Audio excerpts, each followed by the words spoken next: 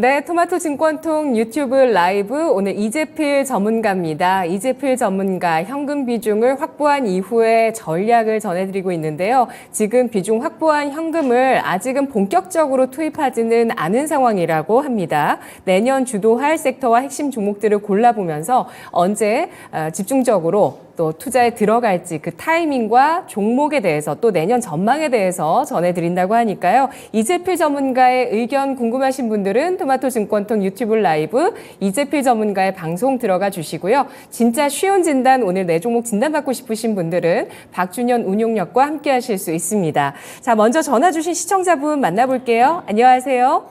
네, 안녕하세요. 네, 시청자님 어떤 종목 있으실까요? 네, SK 하이닉스를 30% 있는데요. 예. 13만 2천 원에 구입을 했어요. 근데 네. 이게 언제 정도의 매도가 가능할까요? 예, 13만 2천 원에 30% 네. 비중을 담아주셨습니다. 예. SK 하이닉스 오늘 보합에 마감되면서 12만 5,600원 기록했고요. 최근 고점이 아마 시청자님 매수가 약간 위에서 조금 수익 줬다가 다시 한번 이렇게 밀려나는 모습을 보였는데요. 4거래 연속에 음봉이 나왔습니다. 과연 SK 하이닉스 언제 매도하는 게 좋을지 전략 세워보도록 할게요. 운용령님. 예. 일단은 13만 원대 매수하셨으면, 이게 제가 이제 SK 하이닉스를 얘기를 할 때, 이 종목은 13만 원 이상 사서는 수익 내기 쉽지가 않다. 사더라도 12만 5천 원대 아래서 사가지고 올해 목표 주가 14만 원 정도. 그 다음에 내년도는 16만 원 정도가 적정한 가격이다. 그렇게 얘기를 하고 있는 쪽인데, 13만 원 2천 원 사게 되게 되면, 손해는 안 보겠지만 수익 내기가 쉽지는 않을 겁니다. 일단 SK 하이닉스 하게 되면, 좋은 내용들 자체가 다 나왔죠. HBM 반도체와 관련해가지고 여전히 거의 독보적인 경쟁력인 것 같습니다.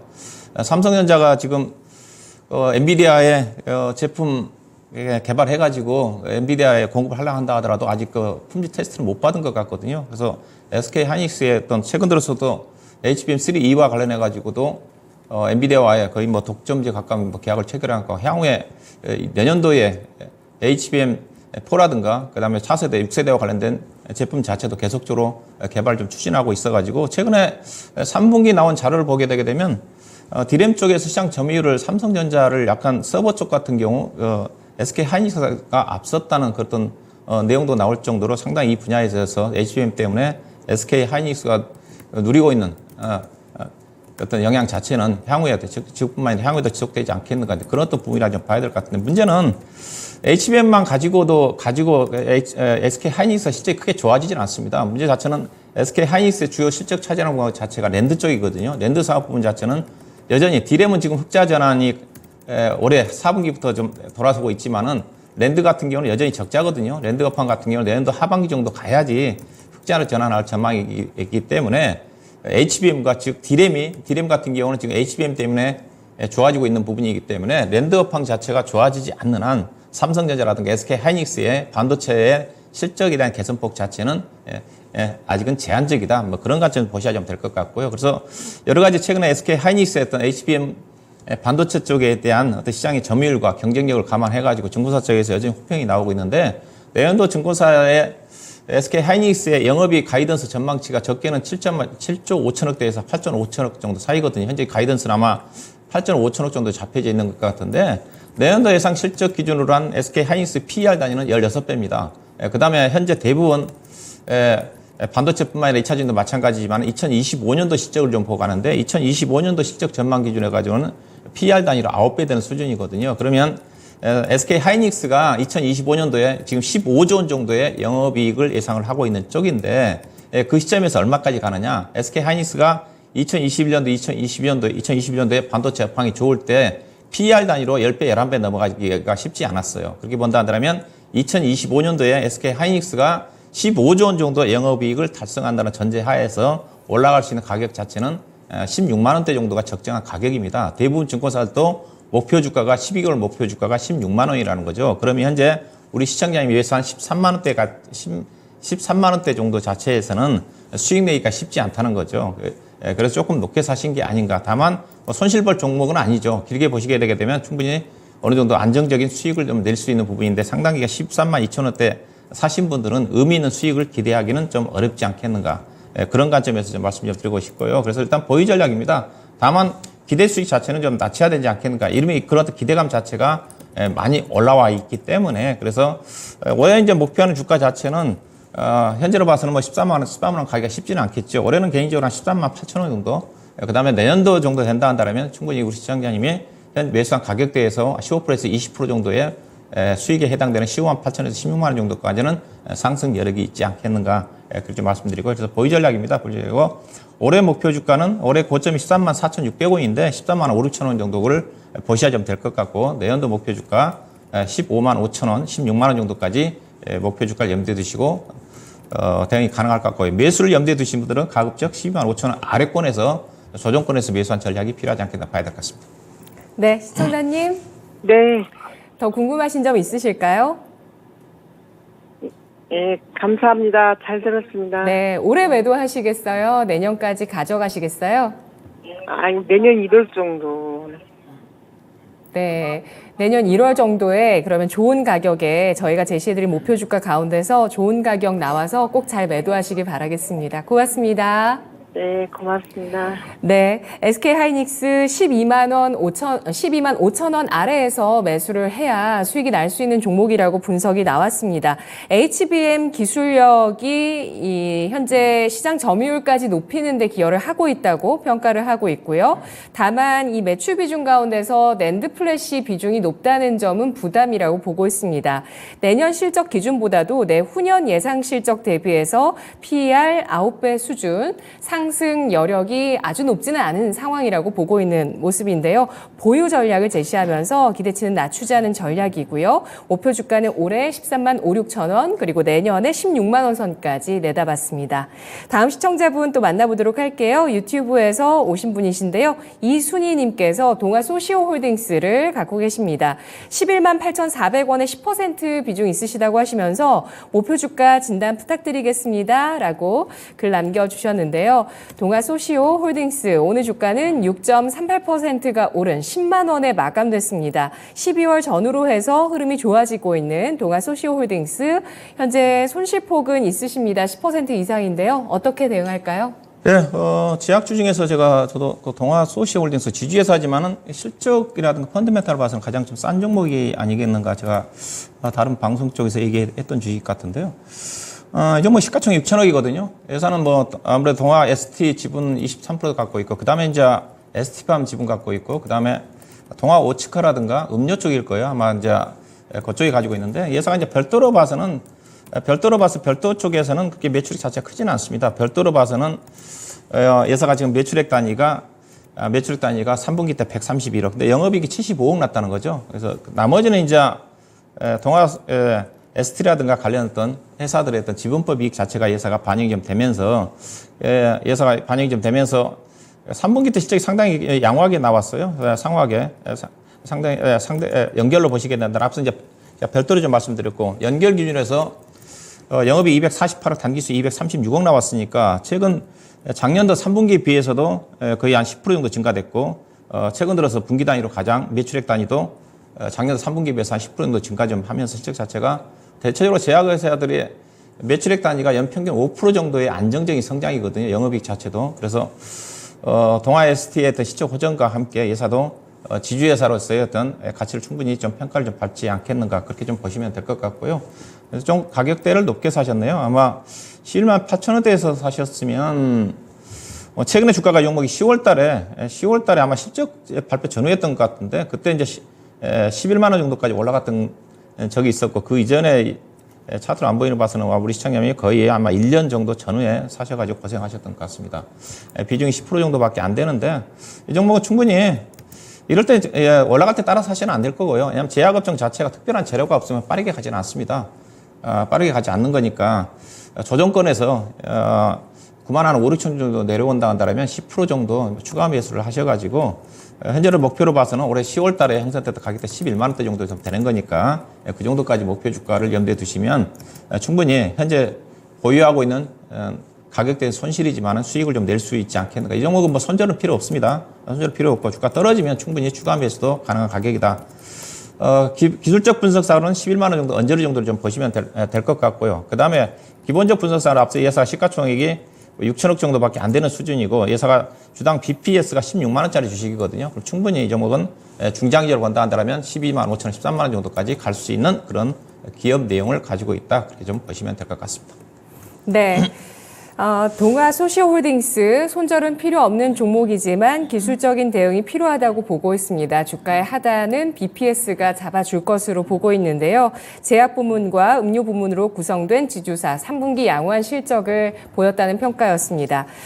추가 매수 가격으로 9만 5천 원에서 6천 원 10% 비중 더 늘리신다면 목표 주가 11만 원 선에서 매도하실 수 있는 종목이라고 진단했습니다. 계속해서 여러분의 종목을 받도록 하겠습니다. 02-325-8200번 전화 주셔서 종목 매수가 비중 남겨주셔도 되고요. 또 토마토 증권통 유튜브 채팅창 놀러 오셔서 그 채팅창 안에서 글 남겨주시면 저희가 선정해서 진단해 드릴게요. 다음 시청자분 전화 주셨습니다. 안녕하세요. 안녕하세요. 네, 시청자님 어떤 종목 있으신가요?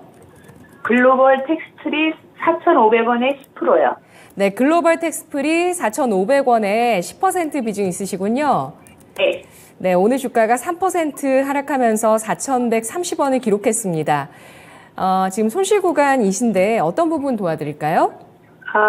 어떻게 대응해야 될지 몰라서 전문가님한테 전화드렸어요. 네, 알겠습니다. 아직은 한 자릿수 대 손실이시긴 하신데 아마 최근에 매수하셨다면 저점을 매수했다고 봤는데 더 내려가는 흐름에 지금 대응이 어렵다고 하십니다. 전략 어떻게 세울까요? 글로벌 이제 텍스프리라는 회사가 이름에서 좀 나와 있듯이 이제 외국 관광객들이 국내 지정된 면세점에서 물건을 사게 되게 되면 3만 원 이상 사게 되게 되면 우리나라 따지면 우리나라에서 사게 되면 부가세 10%가 붙지 않습니까? 근데 외국인이들이 국내 시장 면세점 사게 되게 되면 부가세를 적용받지 않는 대신에 10% 정도를 환급해 줍니다. 환급해 줍니다. 환급의 부분 자체가 예사의 실적이라고 좀 봐야 될 것 같고요. 예사는 그 환급 부분에 약 30% 정도가 매출액이 잡힙니다.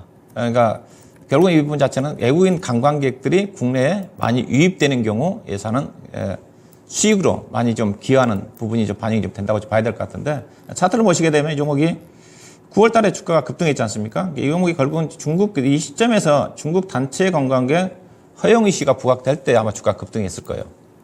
실질적으로 예사가 3분기 실적 자체도 그 영향을 좀 받으면서 매출액 단위로 따지면 작년 3분기 대비해서 거의 작년 3분기 때 보니까 120억 정도 매출액인데 이번에 260억이니까 매출액도 크게 성장을 했어요. 대신 영업이익 자체가 38억 정도 되는 거니까 매출액 대비해서 이익률 자체는 크지는 않은 것 같고요. 근데 문제 자체는 주가가 그렇게 갈 수 있는 주식은 아니라는 거죠. 7,000원대 자체는 약간의 또 모멘텀 부분 자체가 주가가 올라간 것 같고요. 왜냐하면 예사가 시가총액이 지금 2,300억대짜리 회사고요. 그 다음에 올해 추정 실적으로 본다 한다면 현재 예사가 상반기 3분기까지 영업이익 약 80억 정도 되거든요. 그래서 시장에 예상되는 올해 영업이익이 전체적으로 167억 정도 되는데 이 정도는 나올 것 같아요. 단기 수익 140억인데 본격적으로 중국 단체 관광객이 허용된 효과 자체가 올해 하반기 내년도까지 전개된다 한다면 실적은 꾸준하게 우상을 할 겁니다. 근데 매출액 전망치 자체가 그렇게 폭발적으로 증가되지가 않아요. 2025년도에 영업이익 330억원에 단기 수익 260억짜리 회사거든요. 그렇게 본다 한다면 현재 주가 수준 자체는 PER 단위로 9배 되는 수준이에요. 2025년도. 그래서 주가 자체는 빠질 것 같지는 않습니다. 걱정하셔도 되는데 9월 달에 형성됐던 7,000원대 주가 자체는 중국 단체 관광객 허용이라는 큰 호재를 가지고 주가가 오버슈팅이 나왔던 가격이기 때문에 현재 가격대에서 크게 상승 여론 제한적일 것 같습니다. 비중이 10% 정도 좀 되는데 일단 상승 초기 단계까지 다시 내려왔어요. 이거는 추가 매수해도 좀 되는 주식입니다. 글로벌 텍스프리라는 자체가 안정적인 수익 마진이 있는 회사지 않습니까? 망할 회사는 아니기 때문에 이 회사 국내 시장 점유율 1위 기업이기 때문에 충분히 현재 가격대 4,100원, 4,000원대에서는 추가적으로 내려온다 한다면 10% 정도 매수하셔가지고 현재 기술적으로는 5,000원, 2,300원대 정도가 매물층이 두텁게 포진이 되어 있거든요. 이 정도까지 즉 현재 가격대에서 매수한다 한다면 최소한 20, 30% 정도는 올라갈 여력이 있기 때문에 추가 매수 현금 여력이 있으신 분은 4,000원, 4,100원대 초반 정도에 10% 정도 추가 매수하셔가지고 5,000원, 2,300원대 정도를 매도 목표로 보고 접근하시면 될 것 같습니다. 네, 최근에 마이코플라즈마 폐렴 중국에서 유행을 하게 되면서 뭐 그쪽에서도 다시 한번 락다운에 대한 우려도 나오고 있는 상황이거든요. 예, 그런 것들이 반영이 좀 돼서 중국, 네. 이거 이제 중국 단체 관광 허용 때문에 급등했는데, 중국 폐렴 때문에 약간 단체 관광객들 유입 자체가 좀 제한적이지 않겠는가. 그런 것들이 반영됐으니까, 네. 이게 크게 확산이 된다 하더라도 약간 영향을 받을 수 있겠죠. 그것 때문에 주가 떨어졌으니까, 현재 주가 4,000원대 주가 자체는 충분히 여러 가지 악재들이 반영된 가격대라고 보시면 될 것 같습니다. 네, 알겠습니다. 중국의 마이코 플라즈마 폐렴 같은 경우는 제2의 코로나 사태로 번질 가능성은 적다고 판단을 하고 있는데요. 시청자님, 네, 네, 전략 어떠신가요? 예, 괜찮아요. 네, 감사합니다. 고맙습니다. 네. 네, 글로벌 텍스프리 텍스 리펀드 대행 사업자입니다. 이 밖에도 스와니 코코 지분 인수로 화장품 사업도 하고 있는 기업인데요. 중국인 등 외국인 관광객의 확대 수혜주로 분류를 하면서 추가 매수 가격을 4,000원 내외로 보고 있습니다. 4,000원에서 4,100원 선으로 추가 매수 가격 잡아주시면서 목표 주가는 5,200원에서 5,300원 선에 설정했습니다. 다음 시청자분 또 월출산님이신데요. 유튜브에 남겨주신 종목은 조이시티입니다. 2,905원에 5% 비중을 갖고 계시는데 조금씩 비중 늘려도 될까요? 부탁드립니다. 라고 질문 주셨어요. 조이시티의 주가는 오늘 2% 하락입니다. 2,885원에 종가를 형성하면서 오늘장 2.04%의 하락 기록했는데요. 요즘 게임주 투자 심리가 좋아지고 있는데 우리 시청자분 매수하신 가격에서는 약간 내려와 있습니다. 비중 더 늘려도 괜찮을까요? 예, 뭐 게임주들이 최근에 조금 살아나고 있는 쪽인데, 근데 저이시티 회사 자체는 아마 스포츠 게임 위주의 회사인 걸로 알고 있고요. 그리고 게임 회사들이 대체적으로 이익률이 높거든요. 영업이익률이 20% 30% 정도 되는데 회사는 이익률이 10%밖에 안 돼요. 제품에 대한 경쟁력이 많이 떨어진 것 같고요. 그 다음에 회사가 주가는 2,800원대 주가 싸지만은 싼 주식이 아닙니다. 회사가 게임 회사들 어려울 때 회사가 전환사채라든가 증자를 통해 가지고 자본금을 많이 늘렸어요. 그래서 현재 지금 자본금 단위가 350억짜리 회사입니다. 그렇다고 회사 또 게임 회사들은 대체적으로 부채가 없는 회사인데 부채 비율도 128% 정도 되는 회사예요. 그래서 또 자본 총계 자체가 1,000억인데 시가총액이 지금 2,000억이 넘거든요. 그래서 PBR 단위도 2배 된 회사입니다. 주가 싸지가 않아요. PER 단위로 지금 28배지 않습니까? 지금 NC소프트라든가 관련된 종목들이 내년도 실적 기준으로 해가지고 올해는 안 좋다 한다 하더라도 12배, 13배 정도까지 좀 떨어지는 상태인데 예산은 내년도 실적 기준으로 한다 하더라도 14배 되는 수준입니다. 그래서 이런 종목들 개인 투자가들 강하게 수급이 붙지 않는 한 쉽지가 않아요. 그리고 또 게임주 같은 경우는 최근에 상장된 회사들이 크래프톤을 중심으로 해가지고 카카오 게임즈라든가 최근 2, 3년 동안 상장된 회사들이 상당히 많거든요. 그러다 보니까 기관 투자가들이 매매를 한다 하더라도 크래프톤이라든가 NC소프트라든가 유메이드라든가 그쪽이 한정돼서 매매하다 보면 이들 종목들한테는 개인 투자가들이 특별한 재료가 없으면 주가가 올라가기가 쉽지가 않습니다. 그래서 최근에 게임 종목들이 강세에도 불구하고 이 종목은 계속 지금 행보를 하고 있지 않습니까? 그런 관점 보셔야 될 것 같고요. 그래서 게임주는 지금 사더라도 제가 보기에는 워낙 대형 게임사들이 주가도 많이 떨어졌고 가격 자체가 밸류 자체가 낮아져 있기 때문에 크래프톤이라든가 NC소프트라든가 카카오 게임즈라든가 유메이드라든가 뭐 그런 관련 종목 쪽에 한정돼서 매매를 할 필요가 있지 않겠는가 그렇게 좀 말씀 좀 드리고 싶고 5% 정도 조금 좀 사셨네요. 조금 사셨는데 현재 기본적 분석으로 본다 한다면 현재 시가총액 2,400억대 정도 올해 단기 수익 100억도 채 안 나온 수준이기 때문에 상당히 비싼 수익이 좀 되지 않겠는가 그렇게 좀 봐야 될 것 같고 다만 차트로 본다 하더라면 매물층이 좀 없어가지고 약간 추가적인 상승 여력은 있어 보입니다. 3,200원 정도 언저리 정도를 반등 목표로 보시고 비중이 얼마 되지는 않는데 3,200원 정도가 적정하게 매도할 수 있는 가격이 좀 되지 않겠는가 봐야 될 것 같습니다. 네, 비중을 더 늘리는 건 어떨까요? 이 종목 안 되는 것 같습니다. 주가 자체가 지금 거의 변동이 없거든요. 2,800원대가 저점이고 올라간다 한달 3,200원이니까 물론 현재 가격 대비 10% 정도 언저리 수익인데 상당히 좀 더딜 수밖에 없어요. 그래서 사더라도 앞서 얘기했다시피 대형 게임사 중심으로 해서 매매한 전략이 좀 필요하지 않겠나 봐야 될 것 같습니다. 네, 알겠습니다. 게임주의 투자 심리가 최악을 딛고 올라서고 있는 국면인데요. 조이시티는 그 기간 동안 전환사채 등을 발행해서 자본금을 늘렸고 부채 비율 역시 부담이라고 평가를 하고 있습니다. 게임주 투자는 선별할 필요가 있겠다라는 분석인데요. 매물대 부담이 적은 만큼 그래도 목표 주가 3,200원까지 가능할 것으로 내다봤습니다. 다음 시청자분은 S클래스님이신데요. 대한전선을 12,300원에 10% 보유 중이시라고 하십니다. 진단 진단 부탁드립니다라고 글 남겨주셨는데요. 대한전선 오늘 주가가 2.16%가 하락한 11,790원 기록했습니다. 시청자분께서 약간 손실이시고요. 대한전선 최근에 횡보하고 있는 모습을 보여주고 있습니다. 시가총액은 1조 4,600억 이렇게 큰 종목인데요. 대한전선 진단해 볼까요? 예, 대한전선이 이제 그 액면 병합이지 않습니까? 병합했죠, 이제요. 예, 그래서 시가총액 1조 4천억인데 이 종목 주가 엄청 비싼 주식이거든요. 이제 호반이 좀 인수를 좀 했는데 호반이 좀 인수해가지고 액면가가 지금 이제 1,000원짜리로 좀 바뀌었는데. 과거에 이제 주가 쌀 때, 병합 저기 전에 주가 1,000원, 2,000원일 때 개인 투자가를 주가 싸다고 많이 접근했던 주식이거든요. 근데 주가가 엄청 비싼 주식입니다. 지금도 전선회사 않습니까? 전선회사 쪽인데 대표적으로 여기서 시가총액이 중요한 거니까 시가총액 1조 4천억인데 LS 전선하고 비교해보면 값이 나온다고 그랬거든요. LS 전선이 시가총액이 최근에 주가가 좀 많이 떨어졌는데 2조 7천억이거든요. LS는 2조 7천억이고 또 지주자 성격이기도 한데 LS 전선이 연간 영업이익 1조 원입니다. 영업이익 1조 원인 회사가 시가총액이 2조 7천억이에요. 그러면 대한전선이 어떠냐? 대한전선 영업이익이 작년도에 4,800억이니까 올해도 크게 벗어나진 않을 거예요. 올해도 아마 4,500억 정도 되는 거니까 1조 원짜리가 2조 7천억인데 예? 영업이익 500억 난 회사가 1조 4천억. 대한전선에 LS전선에 반 정도 해당되는 주가가 얼마만큼 비싼지. 예, 정말 엄청 비싼 주식이죠. 그래서 이거는 그래도 주가 지금 계속 흘러내리거든요. 그 전에 이제 회사가 호반으로 넘어가기 전에 약간 M&A 이슈가 있어서 주가 움직였는지 모르겠지만은 주가 자체 쉽지 않습니다. 이건 뭐 매도하셔가지고 매도하시가 다른 종목을 교체하는 게 좀 빠를 거예요. 여전히 주가가 비싸다고 좀 보시면 됩니다.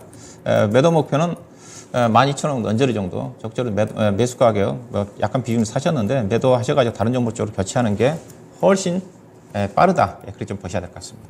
네, 대한전선, LS전선과 비교했을 때 너무도 비싼 주식이라는 평가를 받았습니다. 매도 이후에 종목 교체 필요하다고 보고 있고요. 목표 주가 12,000원 설정했습니다. 잘 대응해 주시기 바라겠습니다. 다음 시청자분은 또 유튜브에서 금상첨화님이시고요. 실리콘2를 7,600원에 10%를 갖고 계십니다. 추가 매수 가능한지 진단 부탁드릴게요. 라고 글 남겨주셨는데요. 오늘은 추가 매수 문의가 많습니다.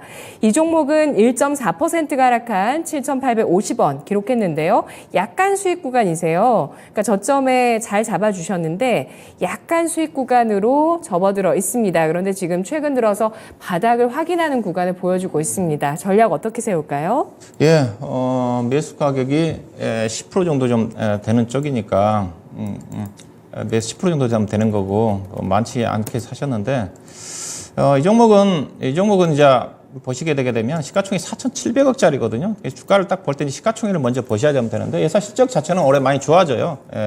영업이익 자체도 450억 정도 되고 단기순도 370억 정도 되는 수준이고 PER 단위로 17배, 13배 정도 되는 수준이니까. 근데 우리 시청자님이 상당히 주가 그게 아주 높게 산 건 아니지만 아마 최근에 좀 사신 것 같은데 고점 찍고 내려온 국면에서 샀어요. 그래서 예산은 현재 지금 4,700억, 자본금이 또 300억대를 감안한다 한다면 밸류상으로 본다 한다면 이 회사가 주가가 상승 여력 자체가 크지는 않습니다. 상당히 지금 매물층이 지금 두텁게 최근 들어서 보시면 9,000원대에서 엄청나게 매물층이 많이 포진이 좀 돼 있거든요. 그래서 이 종목은 손절 가격을 좀 염두에 두셔야 될 겁니다. 이제요. 우리 시장님이 딱 7,600원대 정도 이 가격대에 좀 진입을 하신 것 같은데 일단 현재로 봐서는 지지력은 7,400원대 정도 언저리가 좀 돼요. 근데 이 종목은 차트로 본다 한다면 기업 내용도 좀 그렇고 9,000원대 이상 돌파하기가 쉽지는 않습니다. 그래서 이 종목은 기술적 분석상으로 본다 한다면 기본적 분석상으로 그렇게 뭐 아주 나쁜 회사는 아니지만은 워낙 시세가 좀 낮던 주식이고 탄탄하게 매물층이 두텁게 포진되어 있는 그런 주식을 감안한다 한다면 반등 시 매도하고 나오는 전략이 좀 필요하지 않겠는가 좀 보셔야 될 것 같고요. 매도 목표 가격은 아마 8,800원 언저리 정도가 적정하게 매도가 좀 될 것 같고 그 다음에 주가가 좀 많이 올라온 수준이기 때문에 7,400원도 이탈한 시점에서는 짧게 손절하는 관점에서 대응이 필요할 것 같습니다. 네. 추가 매수는 권하지 않으시고요. 이 종목은 상당히 부담스러운 매물층이에요. 그래서 추가 매수보다는 일단 반등 시점에서 짧게 대응한 전략이 필요할 것 같습니다. 네, 알겠습니다. 실리콘2 기본적인 분석에서는 나쁘지 않다는 평가를 받았습니다. 우리 화장품을 해외 고객들에게 파는 역직구 플랫폼 기업인데요. 다만 최근에 상승한 이후에 쌓여있는 두터운 매물층이 부담이라고 보고 있습니다. 기술적인 대응이 필요하다고 보고 있고요. 반등 시 매도 의견, 목표 주가는 8,800원, 그리고 손절가 제시가 됐습니다. 7,400원 지지력 보시면서 이 선을 이탈했을 때 적은 손실에서 빠져나오는 전략 제시해 드렸습니다. 다음 시청자분은 유튜브에서 현나님이신데요. 하나마이크론을 28,400원에 30% 비중 갖고 계십니다. 손절 여부 진단 부탁드리겠습니다. 라고 글 남겨주셨는데요. 하나마이크론 오늘 주가가 0.93%가 하락했습니다만 양봉입니다. 시초가보다는 낙폭을 줄이면서 마감됐고 26,750원 선 기록했습니다. 시청자님 10% 정도 손실이시고요. 자, HBM 관련주 가운데 하나마이크론 어떻게 봐야 될까요? 예, 뭐 패키징 쪽에 가장 경쟁력 있는 회사니까 이쪽과 관련된 경쟁력 회사가 SFA라는 회사인데 SFA가 완전 탈락했거든요. 원래 SFA가 삼성전자에 좀 지원을 받은 회사였는데 기술력이 안 따라서인지 몰라도 SFA가 완전 삼성전자에 손을 뗀 것 같거든요.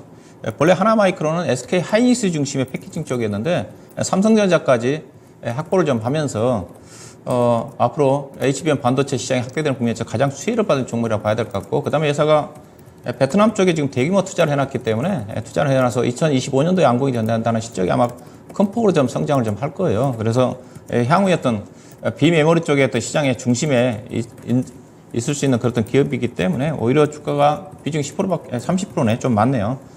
이 종목은 최근에 약간 좀 많이 올라와서 조정을 좀 받고 있지만은 여전히 내년도도 시장의 중심에 있을 종목입니다. 그래서 내후년도 실적을 감안한다. 충분히 제가 보기에는 내후년도에 4, 5만 원 정도, 4만 원 이상까지 갈 수 있는 그런 기업 내용을 좀 가지고 있기 때문에 일단 보유 관점 말씀 좀 드리고 싶고요. 다만 조금 이제 비중이 많아서 부담을 느끼신다 한다면 지금 이 종목이 28,000원을 최근에 이탈하지 않았거든요. 그래서 아마 이제 걱정돼서 오르신 것 같아요. 최근에도 28,000원대 초반대에서 지지력이 형성이 좀 되다가 지금 3일 전부터 지금 28,000원 아래권에 좀 내려와 있는 상태인데 약간 좀 무거워 보이는 이유 자체가 HBM 반도체 시장에 관심에서 지금 온 디바이스 AI 반도체 쪽으로 좀 무게 중심이 약간 쏠리다 보니까 그런 영향도 있는 것 같아요. 근데 한미 반도체가 여전히 지금 살아 있지 않습니까? 그렇게 본다 한다면 이 종목은 추가적인 하락보다는 충분히 반등이 좀 가능하지 않겠는가. 비중이 좀 많으신 분들은 현재 지금 차트상으로 본다 한다면 3만 원대에서 상당히 좀 저항을 좀 받고 있기 때문에 3만 원대에서 약간 좀 비중 조절은 가능할 것 같고, 비중이 많지 않으신 분들은 충분히 이 종목은 올해는 제가 보기엔 3만 2천 원 정도까지 충분히 갈 수 있다고 좀 보고 있고, 내년도 간다 한다면 3만 6천 원 하반기 때 정도는 충분히 4만 원 이상 넘어갈 수 있는 주식이기 때문에 여전히 관심권에 놓고 접근할 필요가 있을 것 같습니다. 그래서 뭐 손절보다는 반등 시점에서 이용해 가지고 비중이 많은 부분만 약간 10% 정도만 덜어내면 되지 않겠나. 그 가격대 정도가 29,800원, 3만 원 정도 언저리가 매물층이니까 거기를 좀 보시고 부담되지 않는 물량 자체는 중장기적으로 계속 보유하는 관점에서 대응이 가능하지 않겠나 봐야 될 것 같습니다. 네, 알겠습니다. 손절 여부 진단 의뢰를 해주셨는데요. 손절하지 않으셔도 괜찮다는 분석 나왔습니다. 하나마이크론, SK하이닉스와 삼성전자까지 고객사로 확보한 패키징 관련 주식인데요. 내년 베트남 공장 완공에 따른 실적 성장 기대에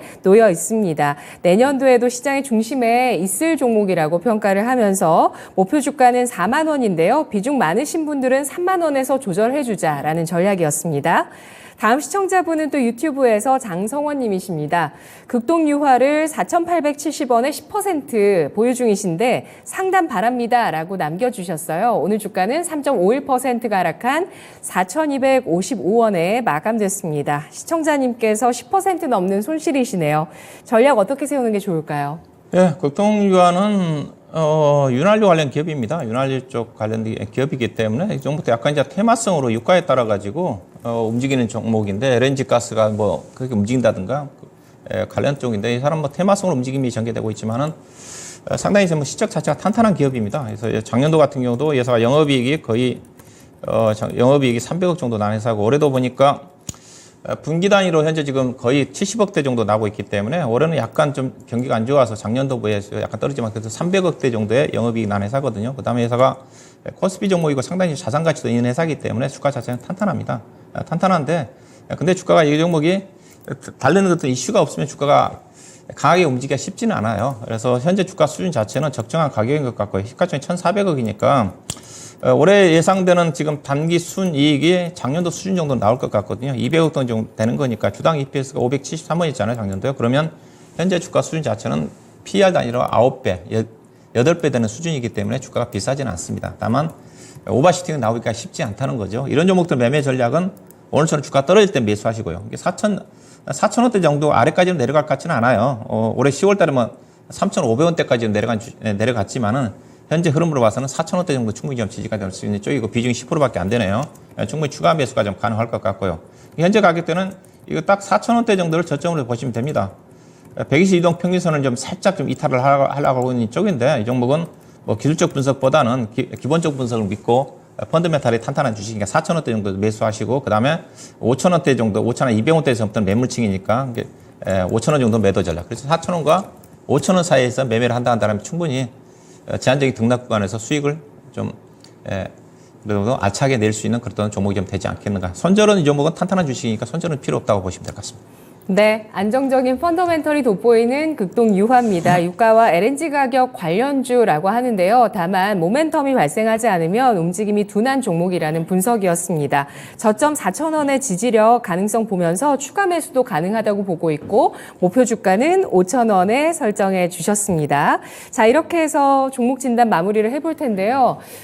LG전자 시청자님께서 전화를 안 받으셔서 오늘 LG전자 많이 빠져서 걱정들 많으시거든요. 네, 증권사에서 뭐 투자 등급을 내렸다고 그래가지고 실적 하향 때문에. 근데 당연히 이제 경기가 조금 안 좋으니까 가전 판매 자체가 약간 부진할 수는 있습니다. 근데 LG전자 같은 경우는 전장 사업 부분 자체가 수주가 워낙 많이 쌓여있기 때문에 이렇게 실적 하향한다고 그래가지고 주가가 내릴 정도는 아닌 것 같은데 기관 투자가들이 엄청 팔았네요. 이럴 때 사야죠. 아니면 대형주 같은 게 특별하게 실적 자체가 크게 하향 조정되지 않는 부분이기 때문에 95,000원대까지 내려온 걸 알고 있는데 95,000원대 자체는 뭐 좋은 또 매수 기회가 좀 되지 않겠나 그렇게 봐야 될 것 같습니다. 네, 우리 LG전자 보유 중이신 분들 좀 마음 붙들고 잘 지켜보셔도 될 것 같습니다. 자, 그러면은 오늘 이제 내일장의 공략 포인트를 확인해 볼 시간인데요. 내일 금요일장입니다. 공략 포인트 뭐가 있을까요? 우리 시장이 지금 모멘텀을 좀 찾아야 되는데 모멘텀이 없거든요. 아무래도 또 내일은 뭐 금요일이고 또 주말에 잠깐 나온 미국의 고용지표 발표를 앞두고 있어가지고 근데 최근에 미국의 고용지표 자체가 뚜렷하게 지금 안 좋게 나오고 있어가지고 고용지표 자체도 안 좋게 나올 것 같은데 문제는 현재까지 최근까지는 고용지표라든 경제지표가 안 좋게 나오면 연준의 기준 통화정책 기조 자체가 완화적으로 좀 바뀔 거라는 것 때문에 주가가 긍정적으로 움직였지 않습니까? 근데 전일 미국 시장 같은 경우는 반대로 움직였거든요. ADP 고용 보고서가 안 좋게 나와서 장 초반에는 괜찮았는데 오히려 그 부분 자체가 경기 둔화 쪽으로 이어질 거라는 것 때문에 주가가 악재로 장해서 전강 후약으로 끝났지 않습니까? 그래서 고용지표 발표 이후에 시장이 어떻게 움직이게 될지 고용지표가 안 좋게 나와서 주가가 호재로 작용해서 연준의 통화정책 기조 완화적으로 바뀌어서 호재로 반영은 될지 그렇지 않으면 경기 침체에 대한 우려감 자체 확대가 되면 시장이 악재로 반영될지 그 부분이 상당히 좀 관심사항이 좀 될 것 같아요. 그러다 보니까 아무래도 주말까지는 내일까지도 미국 시장 자체도 좀 감망할 것 같고요. 국내 시장 자체도 그런 흐름이 좀 전개되지 않겠는가. 그래서 국내 시장 자체도 그렇게 본다 한다면 내일 또 특별한 모멘텀이 없이 등락 구간이 전개되지 않겠는가. 현재 코스피가 2,500포인트를 살짝 이탈했지만 개인적으로 2,480포인트 정도는 충분히 좀 지지가 된다고 보고 있는 쪽이고요. 2,480과 어떻게 본다 한다면 2,520 사이의 등락 구간인데 전체적으로 내일 시장 자체도 약간의 소강 국면이 전개가 좀 되지 않겠는가. 즉 방향성 없는 등락 구간이 전개될 수밖에 없다. 그렇게 봐야 될 것 같고요. 코스피 시장 같은 경우는 코스피가 상대적으로 강했던 것 자체는 결국 외국인 선물이었거든요. 오늘 장중 외국 투자 같은 5천억대 가까이 선물 매수가 유입되면서 상승을 했다고 좀 봐야 될 것 같은데 코스피 같은 경우는 외국인 선물에 따른 여전히 제한적인 등락 구간이 전개가 좀 될 수밖에 없다고 봐야 될 것 같고요. 아무래도 시장 자체는 코스닥 시장을 중심으로 한 이슈 모멘텀 수반 종목의 개별 종목 장세인데 코스닥 시장의 개별 종목도 또 최근에 조금 이제 힘이 떨어진 것 자체가 지금 12월 달에 기대했던 대주주 양도세가 관련된 완화 부분 자체가 지금 아직 기대를 하고 있는데 발표를 안 하고 있지 않습니까? 그게 좀 발표가 좀 돼야지. 그러다 아무래도 중소형 종목 쪽에 큰 손들이 들어가 있던 자금들에 대한 어떤 추가 이탈 우려감 자체가 완화가 좀 되면서 강할 건데 그 부분 자체가 해소되기 위해서는 해소되기 전까지는 코스닥 시장 자체도 상당히 제한적인 종목별 장세의 어떤 흐름이 전개되지 않겠나 좀 봐야 될 것 같고요. 관심 자체는 12월 달, 1월 달 같은 경우는 이슈 모멘텀이거든요. 시적보다는 그래서 이슈 모멘텀 수반되는 그런 어떤 쪽으로 접근하셔야 되는데 관련적인 아무래도 이슈라는 것 자체는 내년도 연초에 항상 연례적으로 있는 세스 2024라든가 JP모 헬스케어 컨퍼런스라든가 관련 종목 쪽에 관심 좀 가져야 될 것 같고요. 그렇게 본다 한다면 여전히 AI 반도체 관련 쪽, 그다음에 2차 전지 내에서도 종목 차별화, 그다음에 자율주행, 그다음에 로봇, XR, 그다음에 제약 바이오 관련 종목들 중심으로 해가지고 종목별 대응에 집중할 필요가 있지 않겠나 봐야 될 것 같습니다. 네, 그렇군요. 자, 그러면 이 양도세 완화 이슈 같은 경우는 기존에 10억 원에서 이제 20억 혹은 최대 50억인데 50억까지는 좀 힘들 것 같고 여야의 갈등이 커서 힘들 것 같고 한 20억 정도로 시장에서 생각을 하고 있거든요. 근데 이제 발표가 나오지 않아서 이게 불확실한 거잖아요. 근데 20억으로 발표가 나와도 이게 크게 시장에 도움이 될까요?